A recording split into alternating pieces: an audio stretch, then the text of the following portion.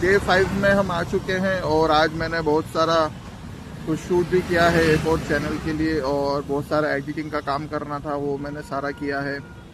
Day 5 का video आज मैं अपलोड करूँगा। जा करके सुबह ऑफिस आया, ऑफिस का काम किया, थोड़ा एडिटिंग का वर्क किया, और अभी थोड़ी देर पहले एक दूसरे चैनल के लिए बस मैंने शूट कंप्लीट किया है। अगर हुआ तो शायद मैं कल तक वो भी मैं पोस्ट कर दूंगा नए चैनल पे। तो बस अभी घर के लिए निकला हूँ बहुत सारा काम करके।